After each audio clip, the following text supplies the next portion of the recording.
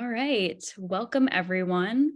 Sorry for the delay. We've had a little bit of technical difficulties, but we are ready to get started. Thank you all for taking the time out of your busy day to join us. If you have any questions during today's session, please feel free to ask them using the Q&A button at the bottom bar of your screen. As we're moving along, we will get to your questions and we'll also try to leave some room at the end. All right. Well, Happy New Year, everyone. My name is Olivia DiGirolamo, and I'm the marketing director here at ServiceMinder. Today, our panelists are going to discuss learnings from 2022 and offer solutions that you can apply in 2023. So I will now pass the mic over to John to kick off panelist intros. Great. Thanks, Olivia. It wouldn't be a webinar if you didn't have some kind of technical hitches. So we're excited to power through that. And thanks for your patience. So I'm John Keene. I'm the CEO here at ServiceMinder. And we're a platform for managing franchised home services. And we'll get into some of that as we get going. But then also with us, we have AJ Shull from RevLocal. Say hey, AJ. Hi, sorry, I was the technical difficulty. We're not keeping score, AJ, it's fine. But yes, I'm the brand sales manager with RevLocal. We're a digital marketing agency, helps with small businesses and multi-location brands. Awesome. Glad you're here today, AJ. And we also got Raymond Kidwell from Voice for Pros. Yeah, hello, everybody. We are a internet phone system, and we have integration with ServiceMinder that has some really cool features, screen pops, automatic notes, and different things, and a lot of other cool features that can help businesses make more sales and be more efficient and just be overall more successful. Awesome. Awesome. John, if you could just go to the next slide. Yes. We're going to do a quick poll to get us started. I know that everybody loves or hates this question, but we're going to talk about professional resolutions for your franchise. So is it to increase your revenue, open new locations, eliminate hurdles with technology, attend more franchising events, or everything, all of the above, of course, in the perfect world? Give everyone a little bit of time. I see people are voting. This is where we hum the Jeopardy theme song. Or not. And just so you know, panelists can't vote. Sorry, AJ and Raymond. I was clicking away. I saw that and was quite disappointed. Yeah. It's not that your votes don't matter, just that they don't count. All right, so I'm going to end the poll and share the results with everybody. That's interesting. That's funny, yeah. Well, hopefully some of our tips and topics that we covered today will help you guys achieve your resolutions. Yeah, I think the sandbag answer obviously was all of the above. He doesn't want to do all, but increased revenue is kind of the winner. And I think that makes a lot of sense because if you look at how you achieve that, right? Sometimes the way you do that is you do all of the above. So yeah, cool. I guess we're ready for some Q&A. So here we go. Next slide. Awesome. So for our first question topic that we'll go over, what are the biggest challenges that your clients faced in 2022 and what solutions did you offer? What were the common hurdles that you saw last year that folks can start correcting now for the new year? John, we could kick it off with you first. Sweet, thanks. Yeah, I know everybody, 2021 was kind of like one of those banner years for home services, kind of induced by the COVID pandemic, and 2022 was kind of more of the same. There's a lot of growth both among emerging franchisors as well as existing franchisors who were kind of growing beyond kind of what they were expecting to do. And so I think one of the common themes we heard was like, things are growing, it's going crazy, adding new franchisees is taking a lot of time and a lot of effort. And I think that's why we had a good year as well. People were looking for solutions for that. One of the challenges they would have is often too many tools in their toolkit, right? It's like too many different things to kind of get everything done, and those tended to be brittle. Or there's a lot of manual work to get new franchisees set up, right? You have to go set up and configure 6 to 10 different tools and a bunch of logins, and you have to do them in a certain order and then try to connect them together. And I think our opportunity to pitch for that was basically take a look at ServiceMinder, right? Because it's a kind of a one-stop shop to do almost everything you need to do end to end, all the way from onboarding new franchisees to collecting royalties at the end of the process. And it's kind of all in one shop, which is nice. I think a side effect of that also is, you may not be ready to make a big change. And so now is always a great time to kind of start looking and paying attention to those kinds of things, so that when it's time to make a transition to some new tools or some new vendors or new suppliers, start learning about what to look for, right? So are they franchise focused? Do they help eliminate, some redundancy or additional tools? Can they consolidate some of the things? Can they make the setup process simpler? So I think that was, 2020 was definitely a banner year for all of that.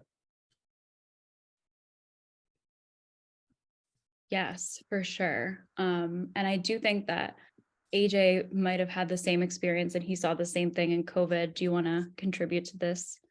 Sure. Yeah. So, spot on with what John was saying. I think in the home service space, it was a blessing for us because with us being in digital marketing, there was certainly a lot of industries during the COVID time that experienced a lot of downturn. But to John's point, in the home service space, it was an area that flourished.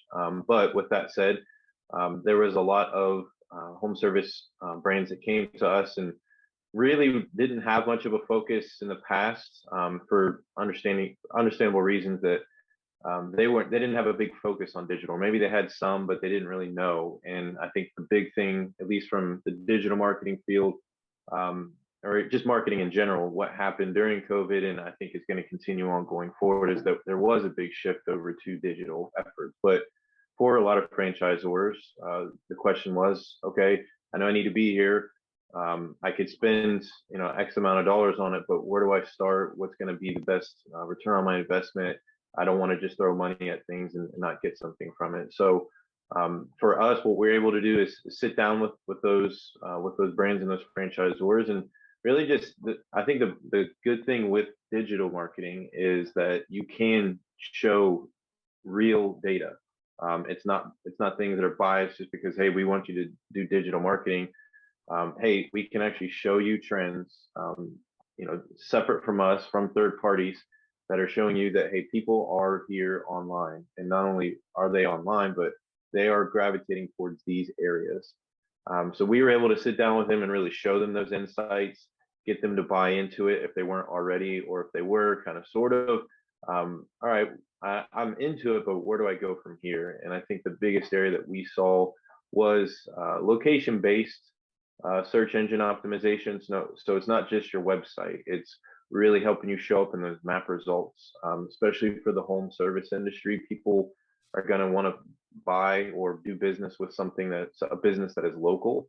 But when you're a multi-location brand and you have, locations across the country, or another area that we typically saw is I have multiple locations in a territory, and we have to make sure that they all get their piece of the pie. How can I do this the right way and not have one location over into somebody else's territory, that kind of thing? So really just getting them to understand location-based search engine optimization, that is really just focusing on the local listings. Reviews play into that, especially in the home service space. If you have a potential customer, they're going to be looking at, before they potentially spend thousands of dollars with you and have a business come into their home to do any kind of work, they're going to want to know what other people are saying about you. So reviews have a huge factor into showing up better locally, but helping you stand out from the competition. So really just educating people on that. I would say the other area, if it isn't obvious, is, okay, for those of you who want to take a more aggressive approach, how can I do that? Well, it's paid advertising. But again, some home service space, I know it might look good, and and might be appealing, but a lot of people thought that, hey, I should just go all in on Facebook and Instagram because that's where everybody is. But that may not always be the case, depending on what it is that you're offering. They're Google strategies and not just pay-per-click local service ads. It's a pay-per-lead service. You can track phone calls from that. You can track lead form submissions. It's actually insured by Google, those leads. So there's a lot more intricacies that have rolled out within paid advertising on Google. We still stand and feel that that is probably, if depending on the budget, that's one of the best areas to focus on for paid advertising. But I would say again, location-based SEO, reviews, and then paid advertising, just staying current, up to date with those. Those are the biggest trends that we focused on and we're able to help people see the value in. And I would just say going into this year, if you haven't already, I'm sure most of you have, but if you haven't already, don't feel like digital is going to go away. So if you need some advice or just want to know where to start, I certainly can chat with you. But I would say don't give up on digital. Take this time right now to really figure out what matters most for you in your brand, and just find ways to really capitalize off of digital. Awesome. Thank you, AJ. And Raymond, did you want to give some thought to this question? Yeah, sure. One of the biggest challenges our clients faced this past year was kind of, the post-COVID employee deployment. Everybody was kind of forced, many people were kind of forced to deploy people home, send their staff home, kind of in a scramble without much time to plan. So it was really important to figure out how to make that work and how to do that successfully. Internet phone systems can certainly help with that.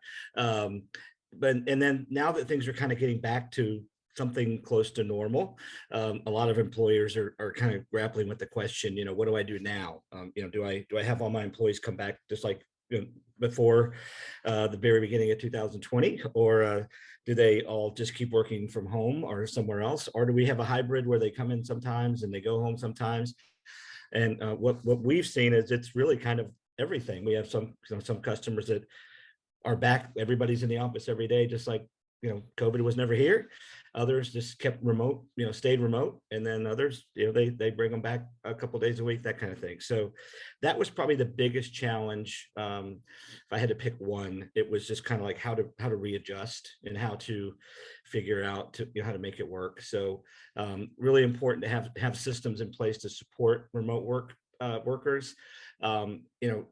It's very easy for employees to be productive if they know that their activities are being monitored. Not so easy if it's not. So being able to manage employees from a remote location, having a system that you can see all of their activity, when they're working, and specifically on the phone, phone employees, are they able to take calls? Are they taking calls? How are they handling those calls? And be able to see them no matter where they're at, whether they're in the same building, same office, or spread out all over the country. So that was a big challenge. And we were able to help a lot of our customers with that because our solution really makes it painless to work in any way you want and to fit any of those categories. So that would be my answer to that first question. Awesome. Thank you, guys. Just a reminder for everybody, if you have any questions as we go, to feel free to drop them in the Q&A section at the bottom bar of your screen, and we can answer those as we roll along. So next question, what trends can we expect from this year? What can we expect within the home service space, and what tools would be helpful? AJ, if you want to kick this one off. Sure. So I talked about it on my previous question a little bit, but again, really just focusing and putting an emphasis on location-based SEO. So again, not just your website, but really owning that map result, because again, people want to do business with businesses that they find locally. So make that an emphasis if you haven't already. And another trend that can help with that is AI. Now, unfortunately, when you hear the term AI, that can mean a lot of things, and some people might even be thinking about like the Terminator movie and robots taking over and things like that. Skynet. Yeah, Skynet. I'm not going that route, and I hope that we don't get to that route anytime soon. There are some very friendly and easy services that still need to be paired with the human element. So I don't want you to feel like, hey, we're going all in on AI and we can cut out all humans and things like that. But what I'm referring to is there are services. One that's making a lot of news right now is like Chat GPT. You can look it up, but services like that where it can help you on a lot of things, especially if you're short staffed or if you just want to try to keep costs down.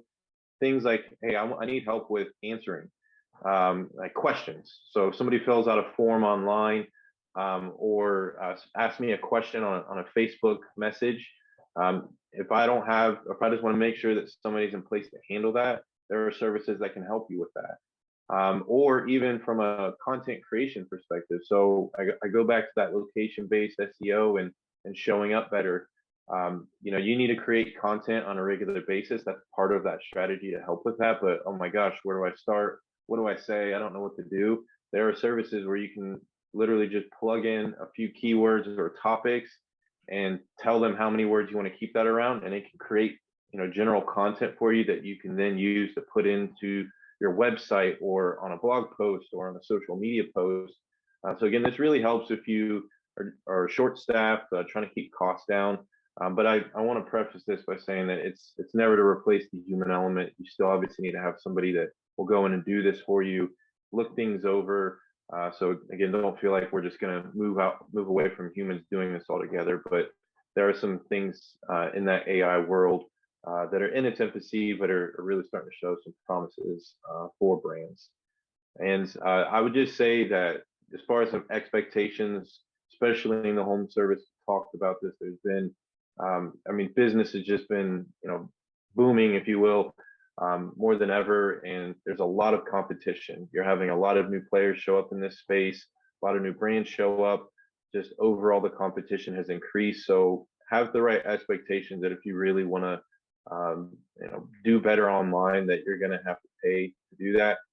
Obviously, paid advertising is where that can really get out of hand. But if you want to keep the cost down and focus just on that location-based effort, you can do that at, you know, at a reasonable cost. But just understand that there's a lot of people in there, so you're going to have to allocate you know, more funds than you most likely did in the past in order to achieve those results.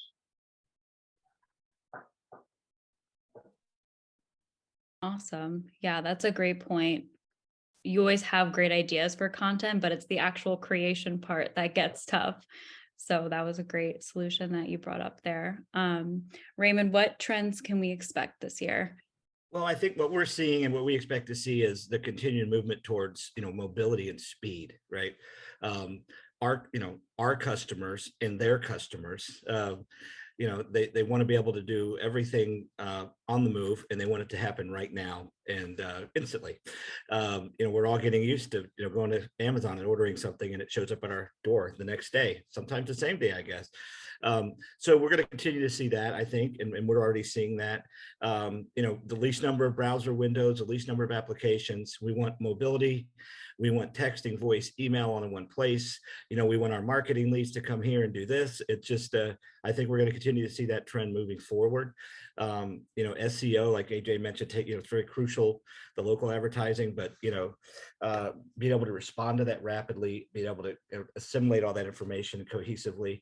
And more and more, we're seeing customers that, you know, they want one app to do as much as possible because they're busy, right? They're out there, you know, managing businesses, taking care of their customers, and they don't want to have to deal with a bunch of different applications and windows to try to figure stuff out. So I think we'll continue to see that trend and that desire to kind of encapsulate things and get all their information coming into one place and being able to get it quickly and respond quickly. That's and you know, what we are, you know, what I think what can be helpful is having systems in place like the AI that he mentioned and other things.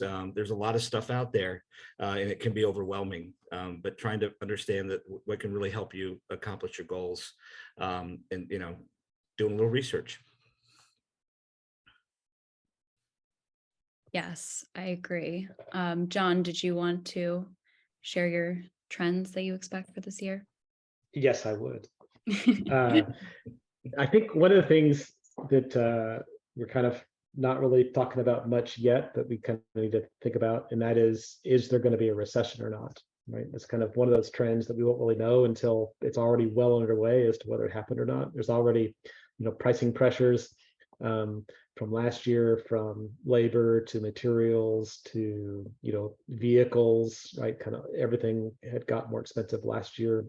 So I think some of the trends, maybe some stuff just may get more expensive this year.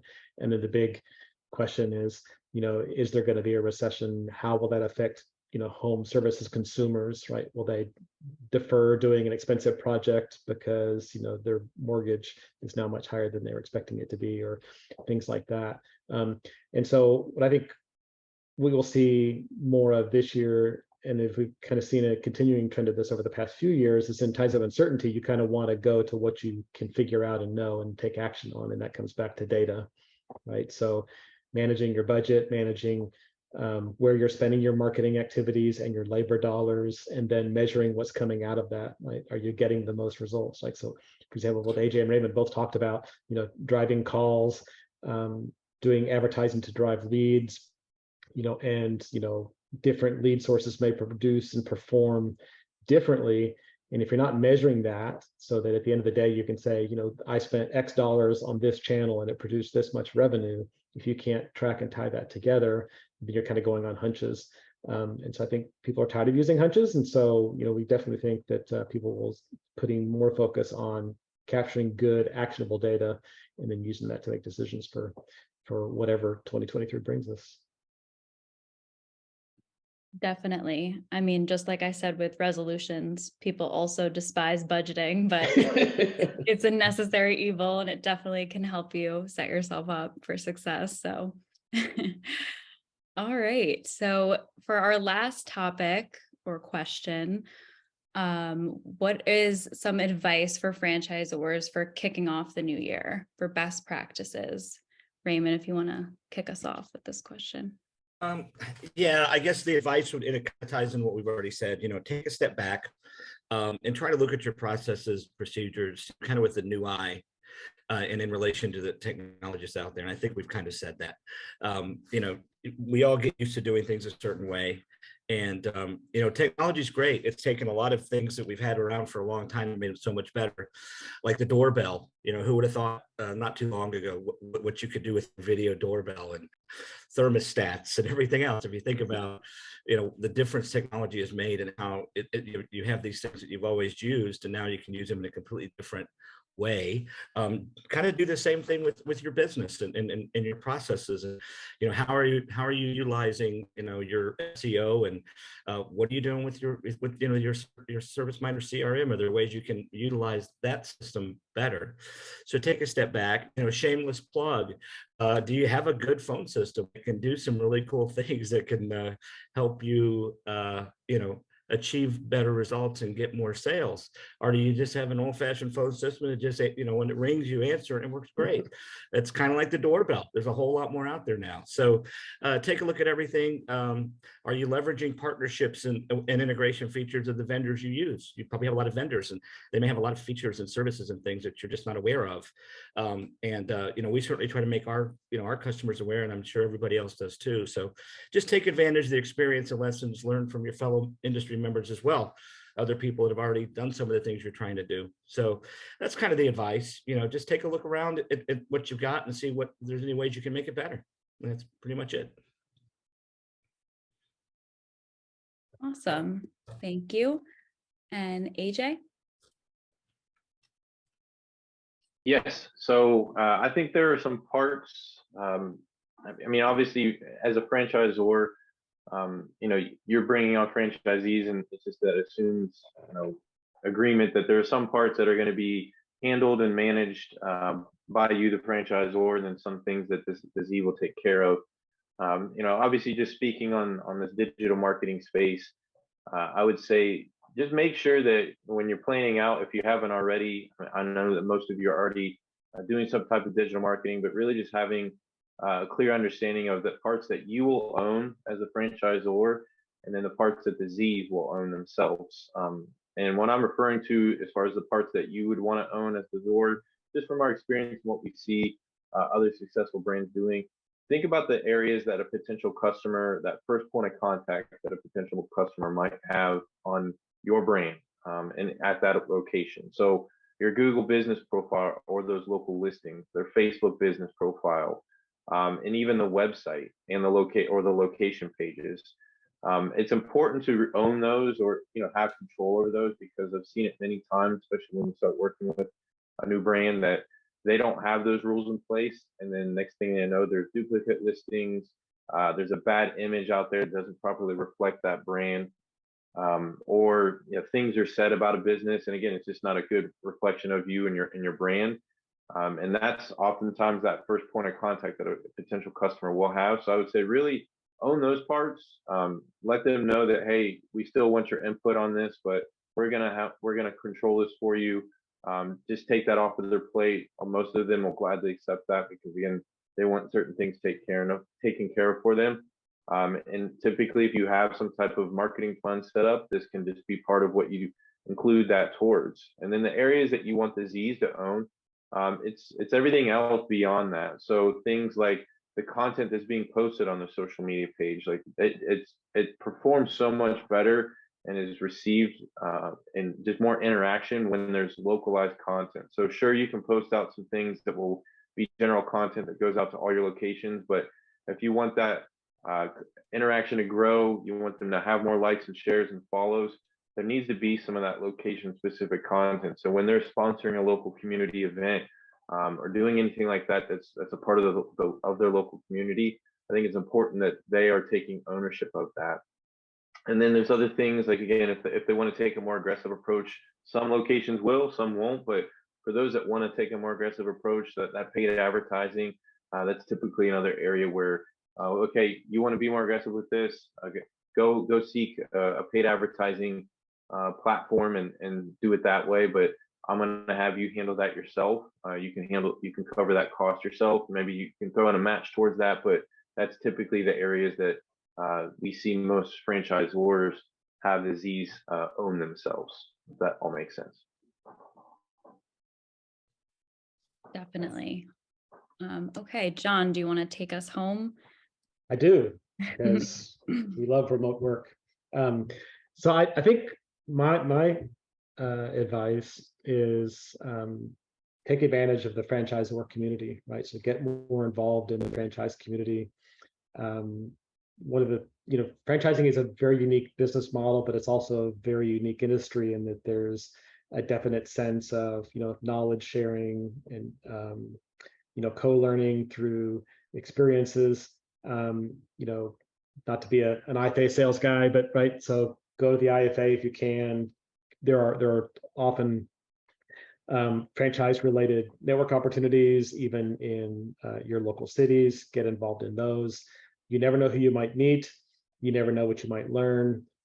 It's definitely a case of you'll get out of it what you put into it, but get involved, go learn, and especially if we start entering any kind of unexpected, uncharted waters up ahead, it's that community that will help get us all through it. And so I would definitely recommend to push that as far as you can, as much as you can do. Can't hurt. You can never know too many people that can help you.